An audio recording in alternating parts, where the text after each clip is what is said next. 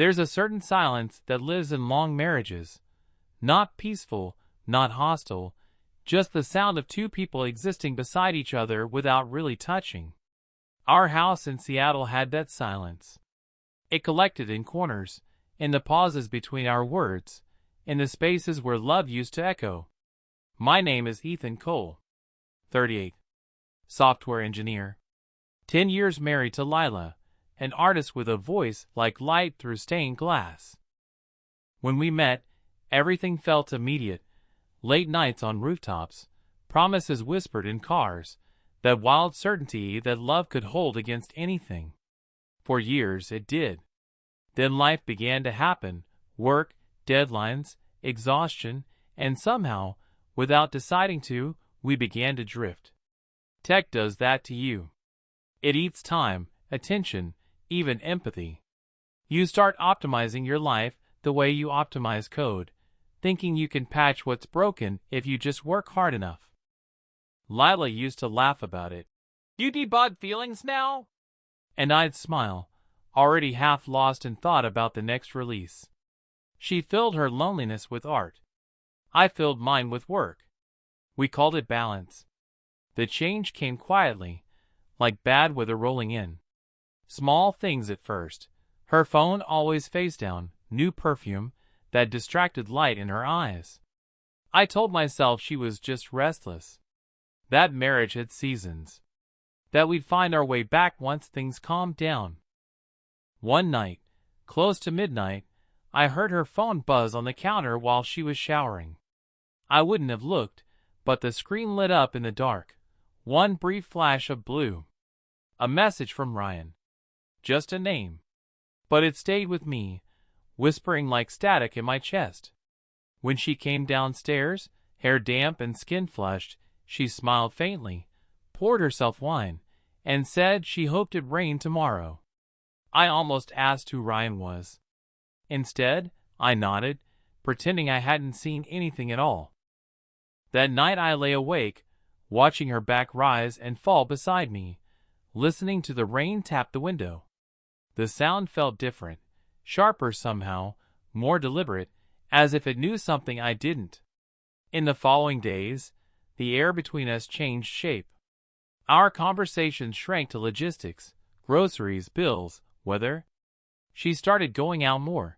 Yoga, friends, studio time. All believable, all unprovable. I started noticing what I used to ignore. The glow of her phone screen, the way she smiled at something she didn't share. Once, I found her staring into the mirror, applying lipstick before a casual dinner. She looked beautiful, unfamiliar, almost cinematic. When I caught her reflection, she lowered her eyes, pretending to adjust an earring. It's strange how suspicion doesn't explode, it seeps. It lives in glances, in silence, in the way you start memorizing her routine like evidence. You learn the shape of her absence. One evening I came home early and heard her voice through the door of her studio, low, warm, alive in a way I hadn't heard in years. I only caught fragments. No, he won't notice. Next weekend should be fine. When I entered, she startled, smiled too quickly, said she was finishing a commission. I nodded and let her believe I did. That weekend, she suggested a drive to Bainbridge Island, a spontaneous escape. We need air, she said. The ferry rocked gently beneath us, gray water stretching endlessly on every side. She leaned against the railing and said, almost to herself, "Do you ever feel like we're just passing through our own lives?" I didn't answer. I watched her hair whip in the wind and realized how far she'd already gone. We walked along the shore in near silence, two strangers bound by habit. I wanted to reach for her, but the gesture felt foreign, almost intrusive. She smiled at the sea, and I understood she wasn't seeing me anymore. When we returned home, she went straight to bed. Her phone lit up once more on the nightstand. Ryan. Can't stop thinking. I watched the light fade and the house sink into that familiar, heavy quiet. Outside, rain began again, soft, relentless, steady. Inside, I lay awake beside her, realizing I was already alone. The next morning, the rain hadn't stopped. It rarely does here. Seattle rain doesn't fall. It lingers, whispering against glass, soft enough to ignore if you're trying hard not to feel anything. Lila moved through the kitchen like choreography. Toast, phone, coffee. I watched her the way you watch a stranger you used to know. Every movement carried its own distance. She looked up once, smiled faintly, and asked if I had an early meeting. I said yes, though I didn't. Lies are contagious, I've learned. One small one always invites another. She left before me, smelling faintly of something new, bergamot, or maybe cedar. I stayed behind, staring at the empty cup she'd left on the counter. A ring of brown traced the rim, thin as a scar. I couldn't bring myself to wipe it away. At work, the code blurred.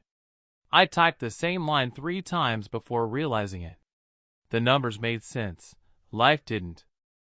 Every time my phone buzzed, I imagined hers doing the same somewhere across the city, lighting up with his name, her name, the secret pulse between them.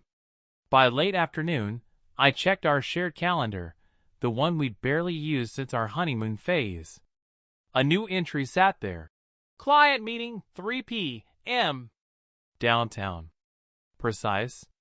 Neat. Unlike her. At 3:15, I was parked 2 blocks away, watching rain streak down the windshield like a nervous heartbeat. When she appeared, umbrella in hand, she looked almost radiant, lighter than I'd seen her in months. And then he joined her. Ryan. The same face from the old photo album, back when she'd told me about her. College almost. He hugged her like someone who'd been holding that gesture for years. She leaned into it, unguarded, natural. Then they walked off together into the gray, disappearing among umbrellas. I sat there long after they were gone. The rain grew heavier, but I couldn't move. There was no scene, no confrontation, just the quiet realization that something sacred had slipped through my fingers while I was too busy typing deadlines. That night, she came home humming. I pretended to be half asleep on the couch. She kissed my temple, soft and guilty, and whispered something about traffic. Her hair smelled like rain and cologne that didn't belong to me. When she went upstairs, I sat in the dark and listened to the floorboards creak above me. Every sound was a confession. Days blurred into each other. She began staying out later, explaining everything before I could ask. It was the confidence of a practiced liar, truth wrapped in enough casual detail to sound harmless.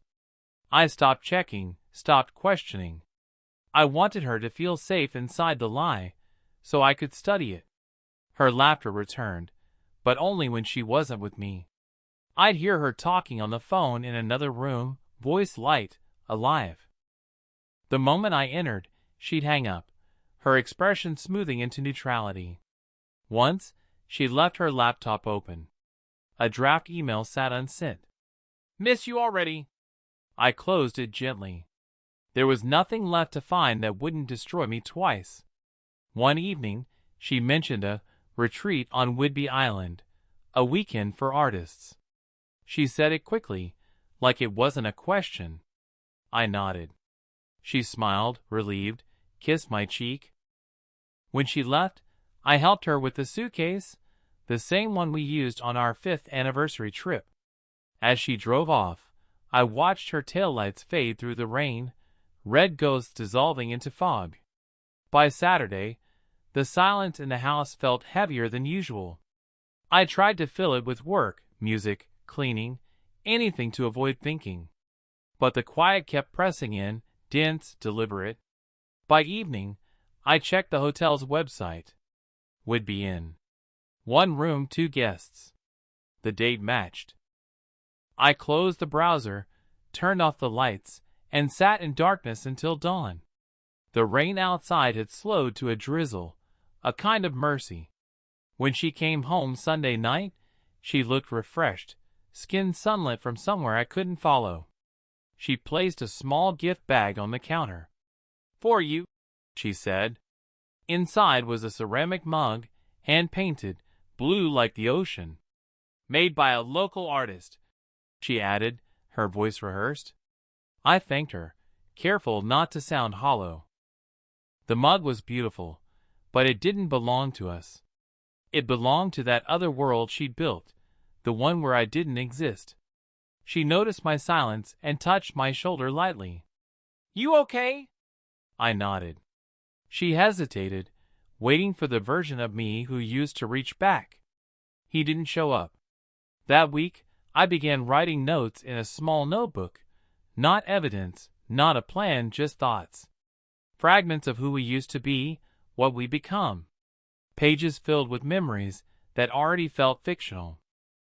I wrote about the night we danced in the kitchen, about her laugh, about how easy it is to love someone until they teach you how fragile that word really is.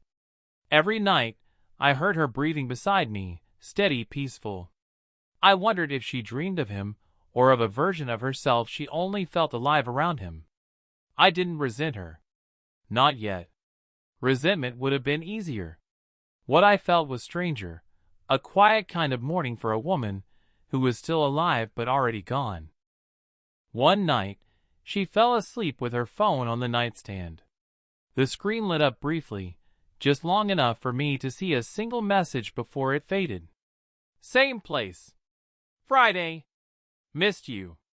She shifted in her sleep, murmured something I couldn't make out. I stared at the faint glow of the screen, waiting for it to fade again. When it did, I felt something inside me settle. Not peace, not forgiveness, just acceptance. That's how the end begins. Not with rage, not even with confrontation.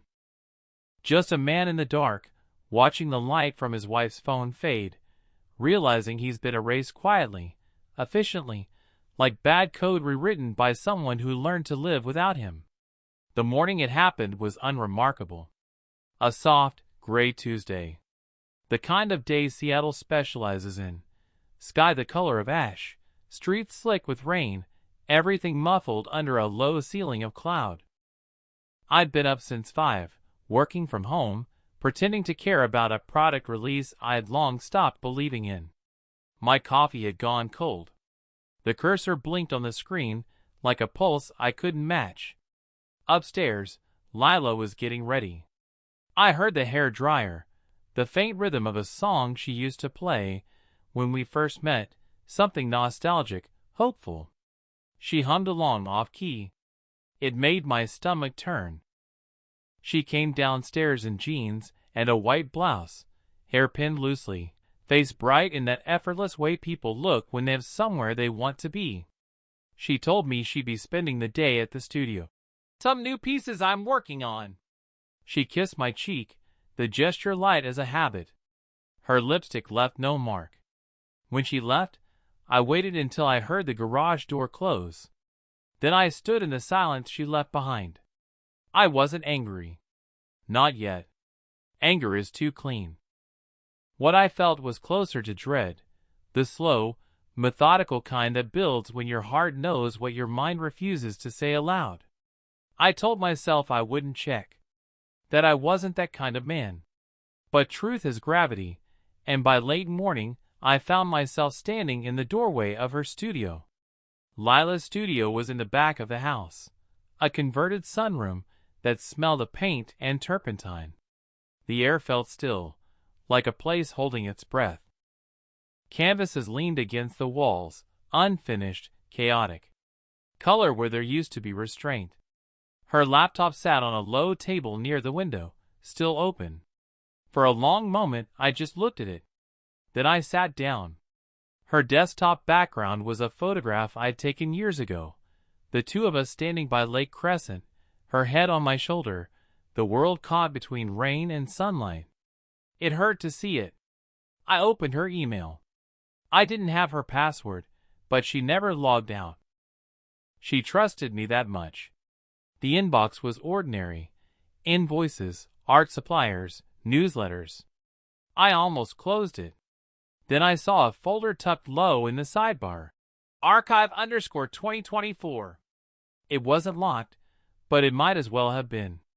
I hovered the mouse over it, debating whether I'd ever forgive myself for opening it. Then I clicked. Inside were messages stretching back months.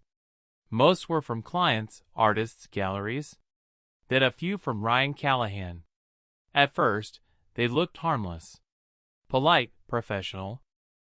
Discussions about art shows, studio rentals, mutual friends.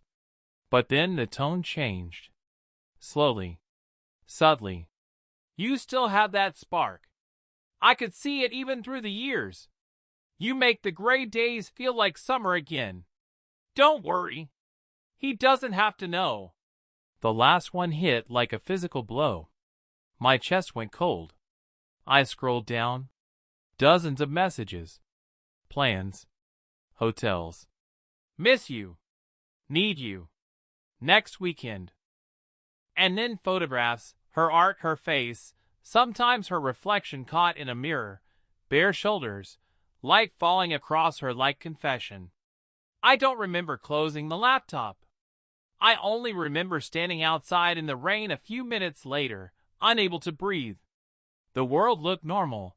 A neighbor walking his dog, the distant sound of a garbage truck, but everything had shifted. The truth was no longer suspicion. It had a body, a language, a time stamp. For the rest of the day, I moved like someone else. I answered emails, joined meetings, spoke in full sentences.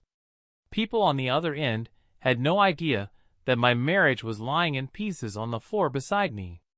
When Lila texted that evening, running late, studio cleanup got crazy. I stared at the message for a long time before replying. Okay. Be safe. She sent a heart emoji. It almost made me laugh. When she came home, she smelled faintly of wine and the cedarwood scent I now associated with him. She looked flushed, alive. I stood in the kitchen pretending to cook, my hands steady because they had to be. She asked about my day, and I told her about the project I was leading. She nodded in all the right places, smiling at intervals. Betrayal, I realized, doesn't destroy a marriage all at once. It keeps it standing, hollowing it out beam by beam, until only the frame remains. That night, she fell asleep instantly. I lay awake, staring at the ceiling, listening to the rain hit the windows. I thought about the man whose messages I'd read, how he wrote like someone in love, how she answered like someone saved. I hated him for being the mirror she used to see herself clearly again. I hated her for needing him to do it. But most of all, I hated myself for noticing every warning sign and doing nothing. For loving her passively, like a man preserving something already dead. The next morning, I woke before dawn and went for a drive. The city was still asleep, slick with mist. I stopped near the waterfront, staring at the ferries cutting through the gray water. Lila had once said she loved how Seattle looked in the rain. Like it's always washing itself clean. I used to think that was poetic. Now it just felt naive. I sat there for an hour, engine running, trying to decide what kind of man I wanted to be next. The one who forgives quietly, or the one who makes sure she never forgets. By the time I drove home, I'd already made the first decision, to pretend I knew nothing. At least for now. Because sometimes, silence is the sharpest weapon of all. That night, while she showered, I returned to her studio. I copied the entire archive_2024 folder onto a flash drive. Then I closed the laptop exactly the way I found it. Upstairs, the water kept running. The sound was steady, almost peaceful. I looked at her reflection through the bathroom door. Blurred glass, steam, her silhouette moving in rhythm. For a fleeting second, I remembered how much I'd loved her. How much I still did, despite everything. Then the water stopped. And the silence that followed felt final. There's a moment when grief stops whispering and starts humming inside you, not as emotion, but as vibration. It's like a low frequency that never shuts off. For me, it started 3 days after I found the emails. Lila was home, moving through her ordinary routines with unnerving grace. She hummed while she watered the plants, folded laundry on the couch, checked her phone when she thought I wasn't looking. She was living inside 2 lives, and I was watching one die in real time. I kept telling myself I could endure it, that I just needed time, a planned distance. But time didn't help. Time only made the truth heavier. That Thursday, I came home early from work. The house was quiet except for rain hitting the skylight. Her studio door was open. The smell of paint and turpentine drifted out, the scent I'd once loved because it meant she was creating something. Now it made me nauseous. She wasn't there. Her phone sat on the table, face down, charging. I stared at it until I felt dizzy. Then I walked away. Upstairs, I opened the closet. Half of her clothes were gone. Not missing, just elsewhere. Organized absence. That's when the hum in my chest broke into something rawer. Not rage, exactly, something slower, sadder. A collapse. I sat on the edge of the bed and tried to breathe. My hands were shaking. It was strange how physical betrayal becomes, how your body reacts like it's been hit even when no one's touched you. The air in the room felt used up. I could smell her shampoo, the faint sweetness of it, and it hurt. Because scent is memory. Because even in leaving, she'd left traces that were more intimate than her presence. I walked to the mirror. My face looked unfamiliar, older, hollow around the eyes. The kind of face you see in someone who's still pretending. That's when I said it aloud, for the first time. "She's gone!" The sound startled me. It didn't sound like my voice, just something released after too long. That evening, she came home as if nothing had changed. Smiling, radiant, humming a song I didn't recognize. The kind of song people hum when they've been seen wanted. I watched her set down her bag, loosen her scarf, check her phone again. Her thumb hesitated for a split second before she slid it into her pocket. She noticed me watching. "You're quiet," she said. I nodded. She walked over, leaned against the counter, close but not close enough. Her eyes searched mine for something, fear, suspicion, maybe forgiveness. I don't know. I wanted to ask why him. I wanted to ask, when did I lose you? But the words felt useless. Nothing she said could rearrange what I already knew. So I stayed silent. And she mistook that silence for peace. That's the cruelest part about betrayal. How easy it is for the guilty to believe you're calm when you've simply gone numb. That night, I went for a walk through the neighborhood. It was raining again, steady and thin. The kind that blurs everything just enough to make the world look softer. Streetlights glowed like submerged stars. I could smell wet cedar and car exhaust. I walked without direction, just following the sound of water hitting pavement. Somewhere along the way, I realized I wasn't thinking about Ryan, or even about Lila. I was thinking about the version of myself that used to feel certain. The man who believed that loyalty was enough. I stopped at a small park a few blocks away. The swings were slick with rain. I sat on one, the chain cold under my hands, and stared at the empty playground. There was something comforting about the emptiness, honest, at least. The tears came quietly, almost politely. Just a slow, steady leak from somewhere deep. I hadn't cried in years.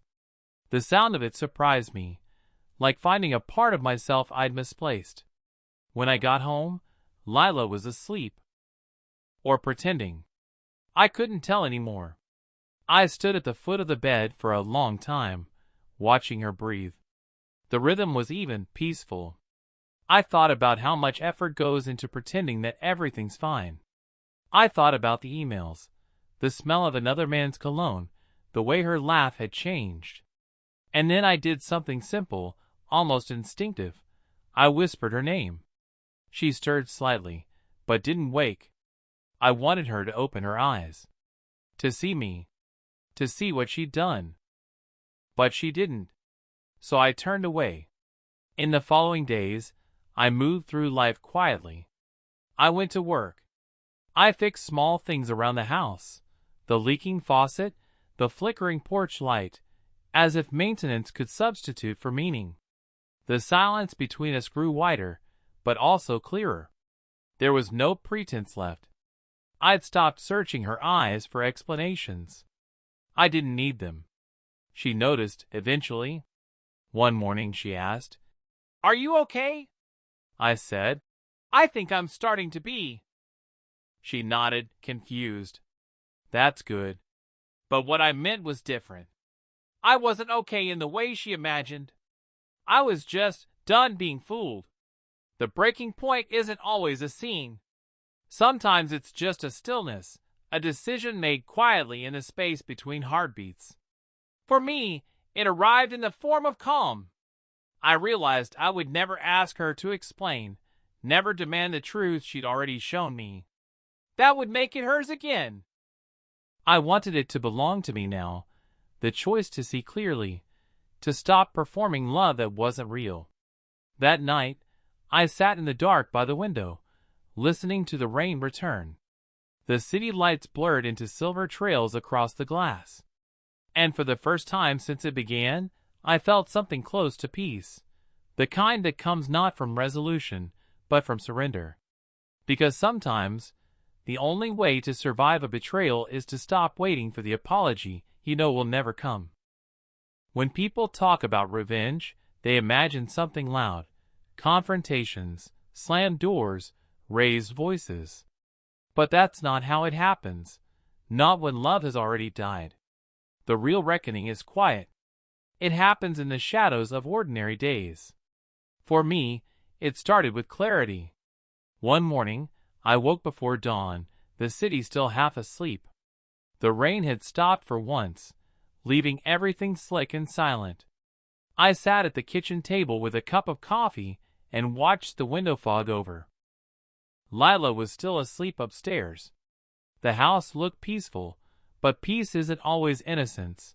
Sometimes it's just the absence of movement after destruction. That was the moment I understood I wasn't going to confront her. There was no need to shout, no satisfaction in catching her mid-lie. The affair had already taken everything worth defending. All that remained was the story of it, and how I chose to leave it behind. So I began to plan my exit, not out of bitterness, but as an act of reclamation. I started small. I removed myself from our shared world piece by piece. The bank accounts, the mortgage, the subscriptions, the photos that made us look like something we weren't anymore. I canceled the trip we booked months ago, quietly, without explanation. Each action felt surgical, deliberate. Every click, every confirmation email, every empty drawer was a small form of control returning. At work, I took on more hours, staying late, avoiding the house. The silence there had turned from a wound into a museum, something to walk through, not live in. She noticed eventually. She asked if something was wrong. I told her I was just tired. It wasn't a lie. She smiled, relieved, maybe believing that I'd gone back to being the distracted husband she could safely betray. That was her mistake. The reckoning wasn't about her. It was about me. I'd spent 10 years building a life around a woman I'd stopped listening to, then spent months pretending not to know she'd left me long before she walked out. Somewhere in between those two failures, I lost the version of myself that could feel fully alive. So I started rebuilding him, quietly, the way you repair code after a system crash, piece by piece, testing, deleting, rewriting. I went back to running again. Mornings, before work. The cold air burned, but in a clean way. I'd forgotten what it felt like to be inside my own body, to move, breathe, exist without thinking about who might be thinking about me. I stopped wearing my wedding ring. At first, it felt strange, like a missing limb. Then it felt lighter. I stopped checking her phone, her laptop, her lies. Let them exist without me. Let them rot in the dark. I told no one. Not friends, not family. I didn't want witnesses. I wanted freedom, not sympathy. By late spring, I found a small apartment near the water. Nothing fancy.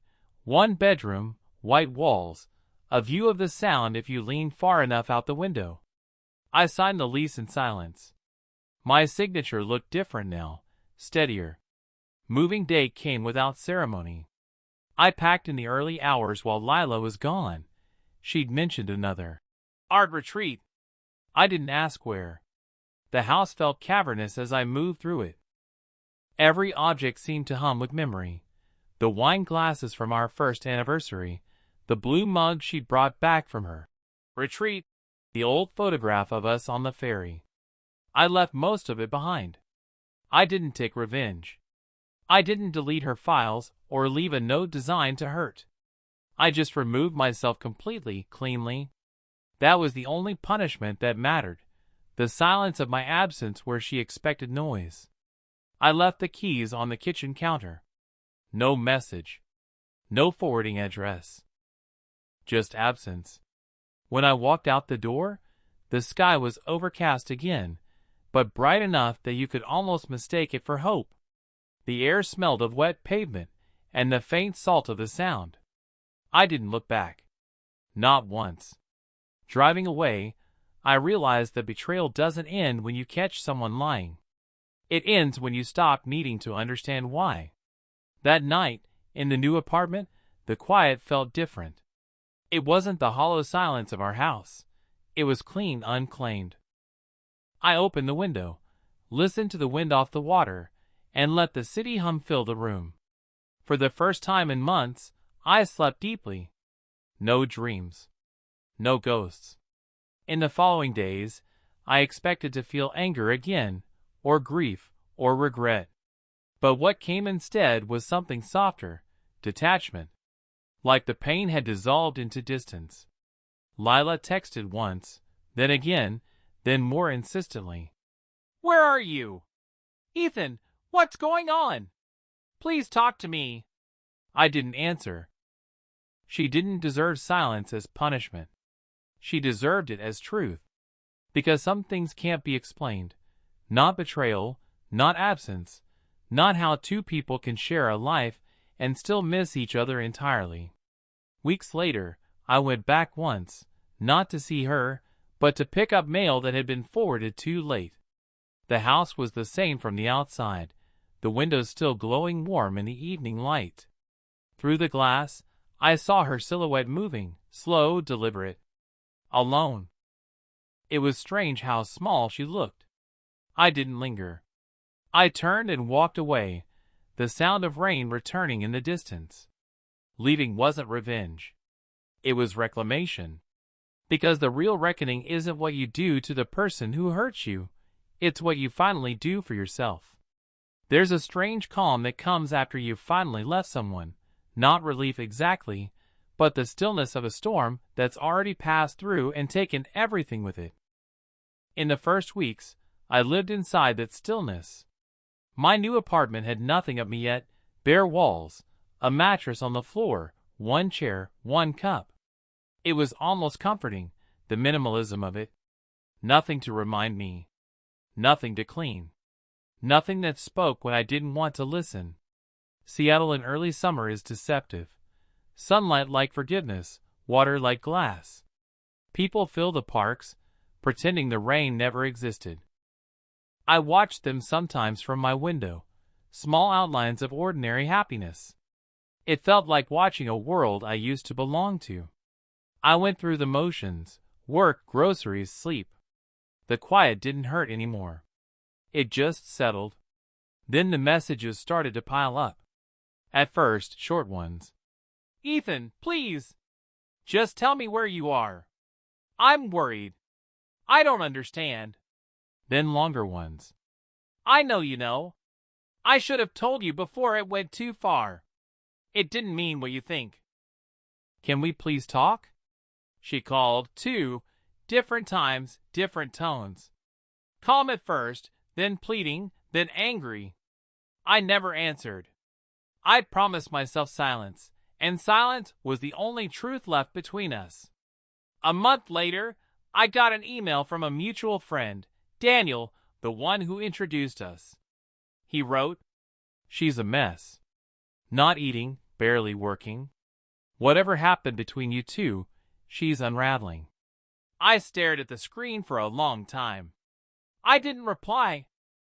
It wasn't cruelty. I just had nothing left to give. Some endings don't require witnesses. Still, hearing it broke something small inside me, the part that wanted her to feel nothing.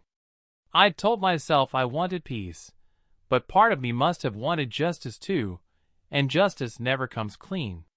Around midsummer, I passed her by accident.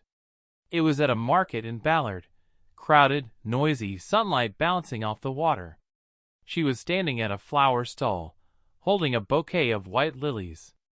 Alone. She saw me before I could turn away. Our eyes met for the first time since I'd left. For a second, neither of us moved. Then she took a small step forward, lips parting like she might speak. I shook my head gently. It wasn't anger, just finality. She froze. The flowers trembled in her hand. I saw the moment she understood there was nothing left to fix. Not because I hated her, but because I'd stopped needing her. I walked away. I didn't look back. After that, she stopped calling. The silence returned, not sharp now, but muted, like distant thunder fading over water. I started to notice small shifts in myself. I laughed again sometimes. I cooked meals that didn't taste like memory. I listened to music without flinching at the songs we used to share. Every once in a while, I dream of her, not the version who cheated, but the one from the beginning. Barefoot on our kitchen floor, laughing, light spilling across her face. I'd wake with that old ache in my chest, but it softened quickly, like pain dissolving into nostalgia. That's the cruel mercy of time. It doesn't heal you, it just teaches you how to live with the scar. One evening, I got a letter. Handwritten. No return address, but I knew the handwriting. It said only this: "You were right not to answer." I wouldn't have known what to say.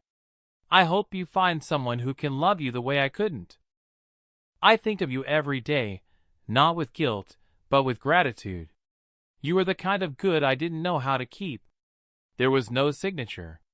None needed. I folded the paper once and set it inside a drawer. Not out of sentiment, out of closure. Some words don't need to be destroyed. They just need to be put away. By autumn, the apartment started to feel like home. I bought a second chair, a lamp, a few plants that didn't die. I'd run along the waterfront in the evenings, the sky burning orange and violet. The city looked different now, not softer, not harsher, just real. Sometimes, when the rain returned, I catch myself watching it the way Lila used to, the way it blurs the world, makes everything briefly beautiful before it fades. That's when I realized the strangest thing. I didn't regret loving her. Not even the ending. Because love, even when it collapses, changes you into someone capable of seeing the world more honestly. The price of that clarity is loneliness. But it's a clean kind of lonely. The fallout of betrayal isn't destruction, it's quiet reconstruction. It's the sound of your own breathing after months of holding it in. And one day, you wake up, make coffee, and realize that the silence in your kitchen doesn't ache anymore. It just exists. And so do you. 2 years have passed since I left. Sometimes it feels like a lifetime ago, other times, like it all happened last week. Time doesn't move in straight lines after betrayal. It loops, spirals, revisits you in quiet moments. A smell, a song, a certain kind of rain.